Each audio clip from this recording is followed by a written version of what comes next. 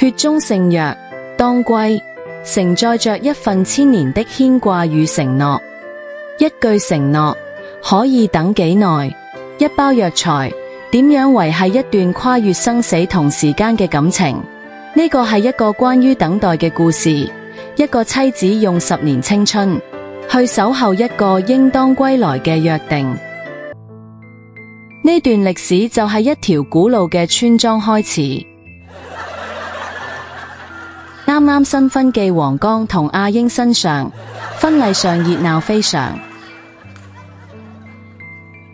可惜亂世嘅徵兵令快過一切承諾，大喜之日嘅紅綢仲未褪色，離別嘅苦酒已經斟滿。阿英，等我，打完仗我一定返嚟。我喺屋企等你，你一定要平安。春天又嚟啦，新芽話我知，你一定會返嚟。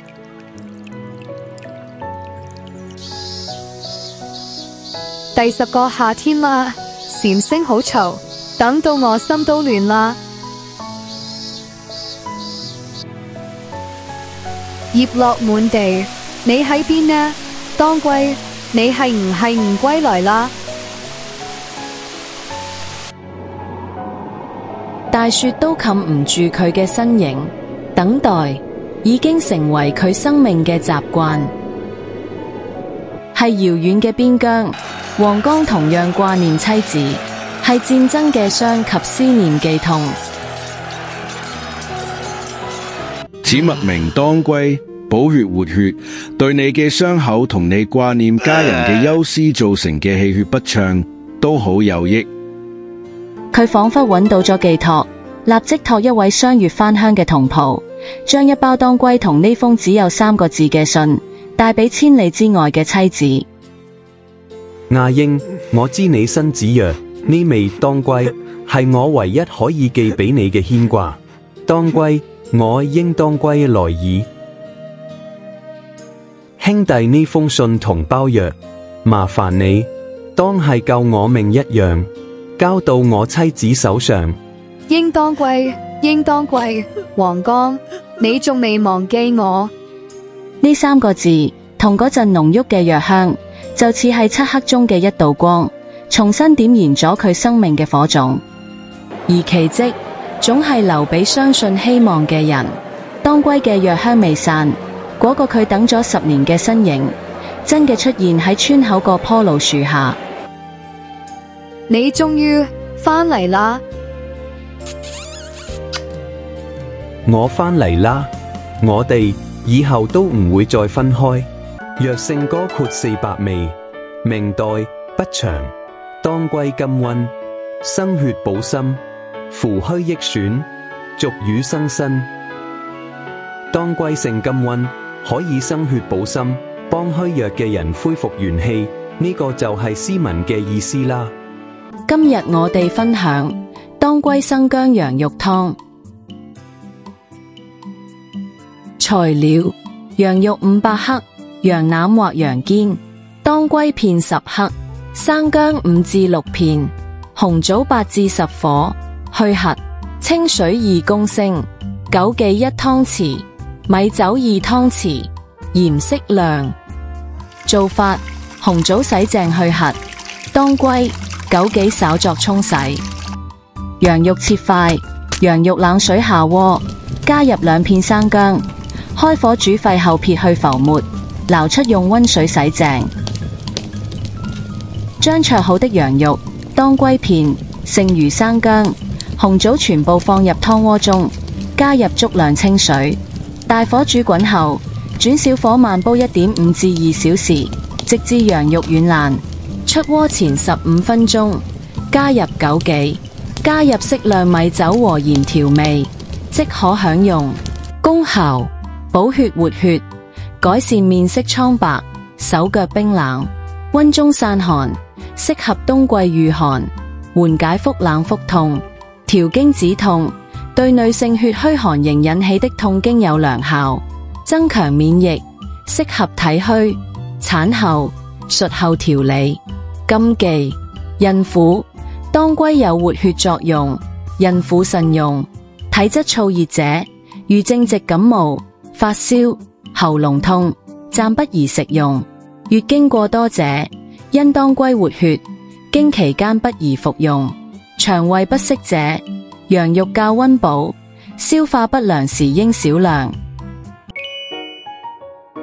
同學仔未完㗎，繼續話你知。嚟睇真啲，當歸真係全身補，龜頭止血，龜身補血，龜尾活血，連葉同花都有用㗎。識得用就唔會浪費啦。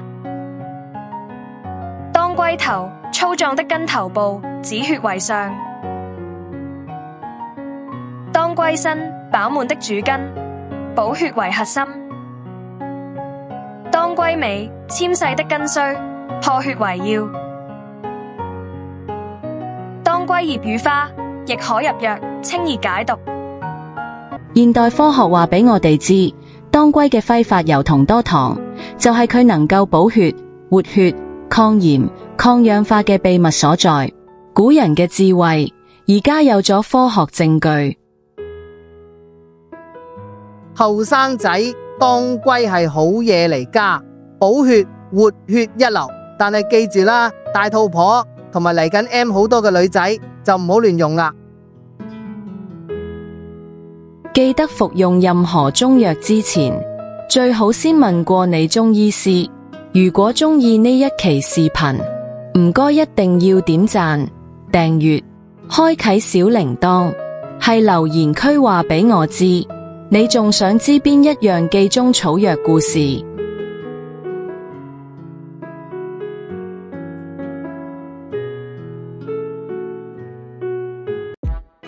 同學仔開始上堂啦！大家好啊，我係游師傅啊。今日同大家介紹嘅呢道藥膳呢，係叫做當歸紅棗魚肚扣米鴨噃。成棵嘅當歸啊，睇到嘛？成棵嘅當歸。咁啊，睇睇我哋嘅配伍咯。除咗我哋嘅血中聖藥當歸之外呢，我哋就係會配伍係紅棗啦。杞子，當然唔捨得嘅係薑啦。咁最重要嘅就係我哋嘅米滋陰補腎嘅米鴨喎。咁我哋咧今日咧就係落咗全個嘅龜，全龜啊，當歸大約係3克，配以大約15克到嘅紅棗咧，跟住就杞子，跟住就適量嘅薑片，薑片應該大約係15克到啦。米鴨咧就半隻，咁啊梗係少不了嘅魚肚啦，係咪？呢個就係魚肚，魚肚買翻嚟之後咧就浸軟身，浸軟咗之後咧就改成一件件改件，係咪？然之後就飛水咯，大家記唔記得啊？飛水即係凍水浸過面，慢火加熱，直至滾起之後就過冷河。咁啊，撳乾啲水分啊，瀝乾水分備用啦，係咪？鴨咧，我哋就要處理咯，大家睇睇啦吓。啲鴨買翻嚟之後，我哋就會用粗鹽捽勻佢，醃佢大約係15至20分鐘。咁呢度半隻鴨咧，如果要稱下佢，大約係1 kg 到啦，800至900克到重量啦。咁我哋咧就會用大約係2茶羹嘅粗鹽，1茶羹等於15克捽勻佢，捽咗啲皮，跟住反轉佢，要埋啲肉，目的咧就係將嗰啲血水滲透出嚟。你之後梗係洗乾淨噶啦，洗乾淨就斬件，斬件。鴨咧就係俾鹽嚟醃過，洗淨之後就斬開一件件啦，跟住咧就放落去個 pan 嗰度，然之後咧我哋就用100度嘅大滾水照頭淋落去，監生淥死佢咯喎。呢個叫穿滾水。穿滾水嘅目的咧就係去除表面嘅腥臊異味同埋血水啦。之後咧就入邊嘅營養成分咧就可以盡量保留啦。嗱，大家留意睇睇吓，100度大滾水淋落去 ，OK。記得捉下佢，繞下佢，將下邊嗰啲兜佢上嚟，睇唔睇到啊？表面嗰啲混濁嗰啲邋遢嘢就全部出晒出嚟啊！去除表面嘅腥臊異味同埋油分啊，盡量營養成分盡量得以保留啊！睇到啦，啲水係混濁嘅，之後咧就洗乾淨佢就攞嚟煎咯喎啊！因為啲鴨係臊味啊嘛，所以咧瀝乾水分啦，跟住我哋嚟開工咯喎啊！首先係白鑊，咩都唔好俾啊！就將啲薑片切咗之後就放落去烘啊！作用咧就係利用加熱方法咧就破壞薑嘅酵素，因為喺燜煮過程當中咧就避免啲薑嘅酵素咧就同藥材產生化學變化，就會產生苦澀味，同埋咧燜好之後有一點點啡色嘅物體就唔靚仔啊嘛！烘到佢水分收乾，夠熱力嘅時候咧，我哋就睇到咧就唔同顏色嘅喎嚇。呢個咧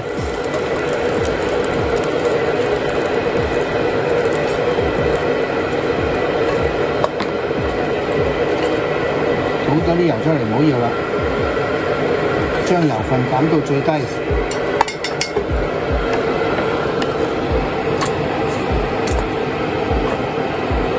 之後停嗰啲油睇到嘛？油啊、血水啊出咗嚟，我哋唔要㗎嚇，真係唔好。紅棗就放埋落去，用熱水沖洗去沙泥，跟住過咗凍水之後咧就拍扁佢，去咗粒核。如果連埋粒核一齊煲咧，紅棗又出唔到味，平時燜好耐都出唔到紅棗嘅甘甜味喎。同時間咧拍熱咗粒核咧就會比較燥熱啲嘅。啊，因為食咗會喉嚨痛啊嘛，啊，之後咧我哋就落埋當歸，呢個係全歸，但係唔好落晒喎，啊，落1錢至3錢，唔中意食藥嘅就俾1/3，係咪？洗一洗佢之後就搣碎佢，之後咧加啲滾水落去喎，滾水。一定要落滾水，快啲滾起啊嘛，浸過平面，見到嘛？魚肚幾時落？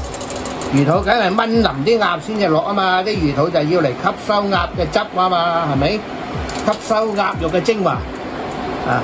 杞子啊，仲有杞子幾時落啊？杞子咧，如果一太早落咧，明火嚟燜咧，100度產生對流作用。長時間煲煮咧，啲杞子就會酸味嘅喎，因為佢係果實嚟噶嘛，係咪？所以咧，一般嚟講咧就唔會大火燜嘅超過20分鐘嘅，所以咧就到最後尾先至後下。啊，鴨咧睇下你個人口味咯喎，一般嚟講想有啲嚼頭嘅就45分鐘，咁啊主要就補益脾胃啦，補氣血啦。最主要咧就係產婦啊，生完 BB 之後滿月之後咧就適宜補身。咁咧話咁快咧就燜咗45分鐘嘞喎，咁我哋睇一睇，打開個蓋睇睇咯喎嚇，睇佢燜成點。將發好嘅魚肚就放埋落去索汁咯喎，係咪？之後咧。梗係落埋我哋嘅杞子啦，